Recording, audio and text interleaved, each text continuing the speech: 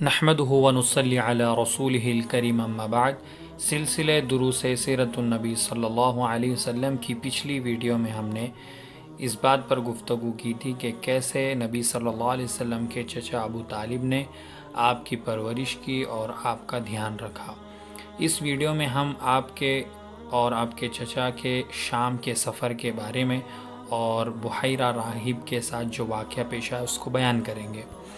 اس video کے topics ہیں، پہلا تو ہم واقعے کو ذکر کریں گے، پھر اس سے کن علماء کرام نے قبول نہیں کیا ان کو بتائیں گے، پھر کن محدثین نے اس واقعے کو معتبر مانا ہے اس کو بتائیں گے، اور چوتھے نمبر پر اس واقعے سے ملنے والے پیغامات کو ہم بتائیں گے۔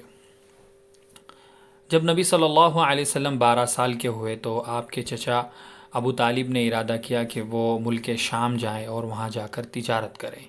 جب انہوں نے آپ صلی اللہ علیہ وسلم کو دیکھا کہ وہ بھی آپ کے ساتھ آنا چاہتے ہیں تو ابو طالب نے نبی صلی اللہ علیہ وسلم کو اپنے ساتھ لیا اور تجارتی قافلہ ملک شام روانہ ہو گیا۔ جب یہ قافلہ بصرہ پہنچا تو بصرہ میں ایک راہب، ایک پادری رہتا تھا عیسائی، جس کا نام جرجس تھا اور وہ بحیرہ راہب کے نام سے مشہور تھا، اور وہ پچھلی کتابوں کا یعنی تورات اور انجیل کا علم رکھتا تھا۔ جب یہ لوگ اس کے خانقاہ کے پاس، اس کے گرجا کے پاس پہنچے تو وہ وہاں سے باہر نکلا اور نبی صلی اللہ علیہ وسلم کو غور سے دیکھنے لگا۔ جب اس نے نبی صلی اللہ علیہ وسلم کو غور سے دیکھا تو وہ کہنے لگا، ھذا سید العالمین، یہ تو سارے جہانوں کے سردار ہے، ھذا رسول رب العالمین، یہ تو تمام جہانوں کے رب کے پیغمبر ہیں، ھذا یبعثہ اللہ رحمۃ للعالمین، یہی ہیں جنہیں اللہ تمام جہانوں کے لیے رحمت بنا کر بھیجے گا۔ قافلے کے لوگوں کو تعجب ہوا، انہوں نے پوچھا کہ آپ کو کیسے پتہ، آپ کو اس بات کا کیسے علم ہوا؟ تو اس نے کہا کہ جب آپ لوگ وادی سے نیچے اتر رہے تھے تو میں نے دیکھا کہ جو بھی پتھر یا جو بھی درخت جس کے پاس سے آپ صلی اللہ علیہ وسلم گزرے وہ آپ کو سجدہ کر رہا تھا، اور ایسا صرف ایک نبی کے لیے ہوتا ہے، اور آپ صلی اللہ علیہ وسلم کے دونوں کندھوں کے بیچ میں جو نبوت کا نشان ہے اس سے بھی میں آپ صلی اللہ علیہ وسلم کو پہچانتا ہوں، مہر نبوت سے۔ پھر اس نے ان تمام قافلے والوں کے لیے کھانا بنایا اور ان لوگوں کو کھانے کی دعوت دی۔ جب تمام لوگ آئے تو اس نے کہا کہ کوئی ہے جو چھوٹ گیا ہو؟ تو انہوں نے کہا ہاں، ایک کمسن لڑکا ہے جو اونٹوں کو چرانے کے لیے رک گیا ہے، وہ یہاں نہیں آیا۔ تو اس نے کہا نہیں، اس کے لیے بھی دعوت ہے اور اس کا آنا ضروری ہے۔ جب نبی صلی اللہ علیہ وسلم آئے تو تمام لوگوں نے دیکھا کہ ایک بادل آپ صلی اللہ علیہ وسلم کے اوپر آپ کو سایہ کیے ہوئے تھا، اور جب نبی صلی اللہ علیہ وسلم پہنچے تو تمام لوگ درخت کے سائے میں بیٹھ چکے تھے اور کوئی سایہ آپ کے لیے باقی نہیں تھا، لیکن جیسے ہی ہمارے نبی درخت کے پاس پہنچے تو سارا سایہ سمٹ کر ہمارے نبی صلی اللہ علیہ وسلم کے پاس آیا۔ بحیرہ راہب نے کہا کہ دیکھو، بادل کا آپ کے اوپر سایہ کرنا اور درخت کے سائے کا بھی آپ کے اوپر سمٹ جانا، یہ سب ایک نبی کے ہونے کی علامت ہے کہ آگے چل کر نبی ہوں گے۔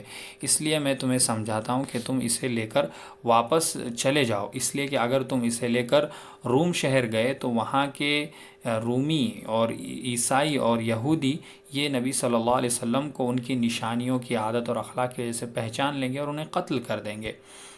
یہ بات چل ہی رہی تھی کہ اتنے میں 7 رومی نبی صلی اللہ علیہ وسلم کو ڈھونڈتے وہاں پر آئے۔ جب اس نے راہب نے، پادری نے ان سے پوچھا کہ تم یہاں کیوں آئے؟ تو انہوں نے کہا کہ ہمیں پتہ چلا ہے کہ اسی وقت جو ہے ایک نبی یہاں پر سفر میں آنے والا ہے۔ تو اس نے کہا کہ جب اللہ اور ہم اسے ڈھونڈ رہے ہیں اور ہم اسے ختم کر دیں گے، تو اس نے کہا کہ بتاؤ، اگر اللہ نے ایک چیز کا معاملہ طے کر دیا ہے اور وہ اسے کرنا چاہتا ہے تو کوئی اسے روک سکتا ہے؟ ان لوگوں نے کہا نہیں، اور پھر وہ وہیں اس راہب کے ہاتھ پر انہوں نے بیعت کی اور اسی کے پاس رہنے لگے۔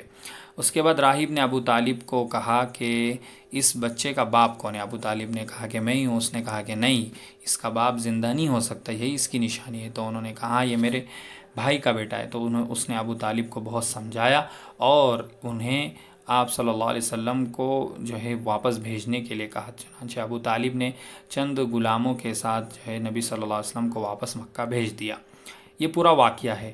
اب امام ذہبی رحمۃ اللہ علیہ نے اپنی مشہور کتاب سیر اعلام النبلاء میں اس واقعے کو معتبر نہیں مانا، اور ان کا ماننا ہے کہ یہ روایت جو ہے ثابت نہیں ہے، لیکن دوسری طرف بڑے بڑے محدثین ہیں، امام ترمذی ہے، امام حاکم نیسابوری ہے، امام ابن کثیر رحمہ اللہ، حافظ ابن حجر عسقلانی ہے، یہ لوگ اس واقعے کو معتبر مانتے ہیں، اور کئی سیرت نگاروں نے اس واقعے کو اپنی کتابوں میں جگہ دی ہے۔ چنانچہ اس واقعے سے ہمیں کئی باتیں سیکھنے کے لیے ملتی ہے۔ پہلی یہ کہ بچوں کو بھی لمبے سفر پر لے جانا چاہیے تاکہ انہیں بھی سفر کا تجربہ ہو، سفر کے نرم گرم حالات وہ بھی چکھیں۔ دوسری بات، کتابیں پڑھنا اور حقیقت کو جاننے کی کوشش کرنا، یہ بھی ایک بہت اچھی اور صحیح عادت ہے جو کہ بحیرہ راہب میں تھی۔ وہ پچھلی کتابوں کو پڑھا ہوا تھا اور حقیقت کی تلاش میں تھا۔ آج ہم مسلمانوں میں بالکل خاص کر کے دینی کتابوں کے پڑھنے کا مزاج ہی نہیں ہے۔ ہم گھنٹوں گھنٹوں موبائل استعمال کرتے رہیں گے، لیکن کتابیں پڑھنا یہ تو بالکل ہمارے اندر سے ہی نکل گیا، جبکہ اسلام کی سب سے پہلے وحی اللہ کی طرف سے آئی کہ اقرا پڑھیے۔ تیسری چیز، نبی صلی اللہ علیہ وسلم پر اللہ تعالیٰ کی خصوصی عنایت اور اللہ کی آپ کے جو ہے حفاظت کرنے کو بھی ہم اس میں سمجھ سکتے ہیں۔ چوتھی چیز، نبوت کی دلیلیں بھی اس واقعے میں بیان کی گئی کہ آپ شجر و حجر نے آپ کو سجدہ کیا۔ اور ایک بات یہ بھی ہے کہ جن کے دل پاک صاف ہوتے ہیں وہ حقیقت کا انکار نہیں کرتے بلکہ اسے قبول کرتے ہیں، جیسے کہ بحیرہ راہب نے اس بات کو مانا کہ یہ واقعتاً نبی ہوں گے۔ ایک بات یہ بھی سمجھ میں آتی ہے کہ صرف اسلام کو سچا سمجھنا کافی نہیں ہے، بلکہ اسلام اللہ کا اور رسول اللہ صلی اللہ علیہ وسلم کا اقرار کرنا بھی ضروری ہے۔ ابو طالب تو سمجھتے تھے کہ ہمارے نبی کا دین سچا ہے، لیکن انہوں نے اقرار نہیں کیا، اس لیے وہ مسلمان نہیں ہے۔ اور ایک بات یہ سمجھ میں آتی ہے کہ برے عیسائی اور یہود ہمیشہ سے دین کے دشمن رہے ہیں۔ اللہ نے اس کو کتاب قرآن شریف میں بھی بیان کیا ہے۔ اللہ ہمیں سیرت کو پڑھنے کی، اسے سمجھنے کی اور اس سے ملنے والے پیغامات پر عمل کرنے کی توفیق عطا فرمائے۔